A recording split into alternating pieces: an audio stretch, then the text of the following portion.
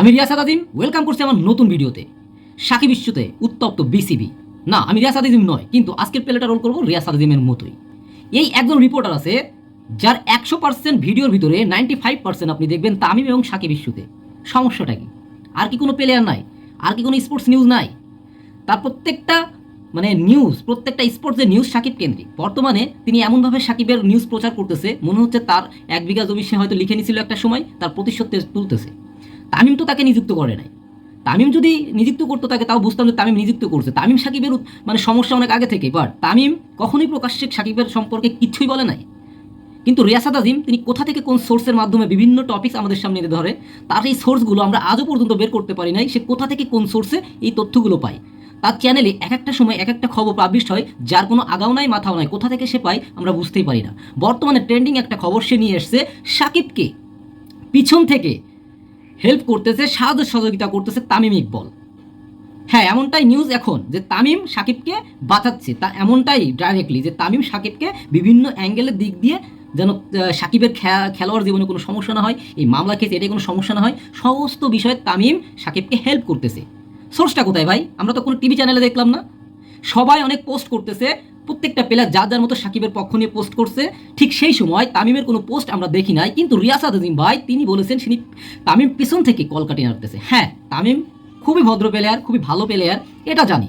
সে পিছন থেকে কাজ করতেই পারে, কেননা তার ছোটবেলার বন্ধু, তাদের সাথে এখনও ভালো সম্পর্ক আছে। কিন্তু আমাদের মিডিয়াগুলো তাদেরকে এমনভাবে প্রতিস্থাপন করছে, তাদেরকে নিয়ে এমনভাবে সংবাদ প্রচার করে, তারা ভালো থাকলেও তারা ভালো থাকতে পারে না। আচ্ছা, তামিম সাকিবকে উপকার করলোই, ঠিক আছে, একজন বন্ধু হিসেবে বন্ধু উপকার করতেই পারলো, কিন্তু আপনি এই নিউজটা যখন প্রচার করলেন, ঠিক এর সাথেই একটা নিউজ প্রচার করতেছেন এই তামিমকেই সাকিব এবং হাতুরু তারা নাকি বাদ দিয়ে দিছিল ওয়ার্ল্ড কাপ থেকে। আচ্ছা, তামিম কি কোনো জায়গায় বলছিল যে সাকিব ডাইরেক্টলি সাকিব হাতুরু তারা বাদ দিয়ে দিছে, সাকিব বাদ দিয়ে দিছে তামিমকে, এমনভাবে কি কোনো কথা বলছিল? তামিম কিন্তু এমন কোনো কথা বলেই নাই। আপনি কিন্তু ডাইরেক্টলি সাকিবের নাম উল্লেখ করে বলতেছেন সাকিব তামিমকে বাদ দিয়ে দিছে। তো আমরা স্পোর্টস নিউজ প্রিন্টার যারা আছে, যারা স্পোর্টস রিপোর্টার, তাদের কাছ থেকে আশা করব উভয় পক্ষকে সম্মান দিয়ে একটা ভালো রিপোর্ট আপনারা প্রকাশ করবেন। আপনাদের ফলোয়ার্স, ফ্যান ফলোয়ার্স অনেক, আপনারা যে রিপোর্টার, আপনাদেরকে আমরা অনেক ভালোবাসি। আপনারা একজন কেন্দ্রিক রিপোর্ট করবেন না, তাহলে আপনারা নিমজ্জিত হবেন, সাথে সাথে আমরাও যে একটা ভালো সংবাদ সেটা পাবো না। যেটা সত্য সেটাই প্রকাশ করবেন, এবং যেটার কোনো সোর্স নাই, আন্দাজে হতে পারে, এই হতে পারে কথাটা থেকে আমি মনে করি কোনো ধরনের নিউজ প্রকাশ করা উচিত নয়। একটা প্লেয়ার বা একটা ব্যক্তি যখন ডাইরেক্টলি আপনাকে বলবে, সোর্স পাইবেন, তখন সেটা নিয়ে নিউজ করা আমি মনে করি উচিত।